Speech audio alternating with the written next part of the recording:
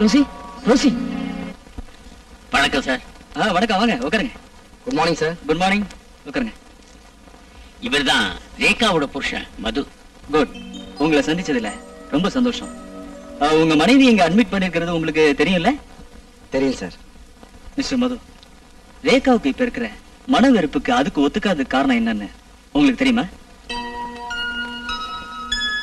முதலிரவு அன்னைக்கு உங்க மனைவி கிட்ட முரட்டுத்தனமா நடந்துகிட்டதான் இது காரணம். அது உங்களுக்கு செக்ஸ பத்தின அறிவில்லாதனாலதான் நான் நினைக்கிறேன். Correct sir. ரேகாவை போய் பாருங்க. சரி சார்.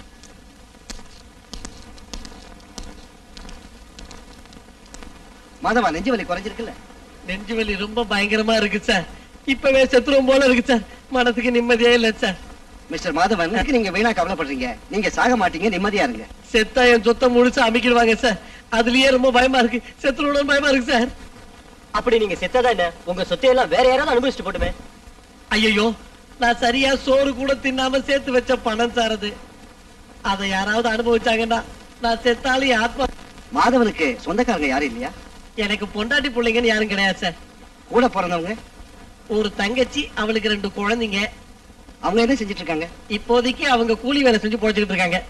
அப்ப சொத்தையெல்லாம் அவங்களுக்கே கொடுத்துருங்க. ஐயோ, சொத்தெல்லாம் அவங்களுக்கு கொடுத்துட்டா அப்புறம் நான் எப்படி சார் சாப்பிடுறது?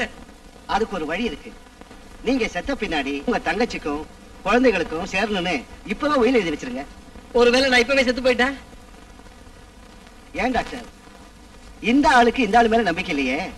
அதனால இந்த கேஸ சீஃப் டாக்டர் ரவி சார் அனுப்பிடலாமா? அதான் நல்லது. யோ குமாரசாமி, இந்த ஆளை கூட்டிட்டு போய் பெட்ல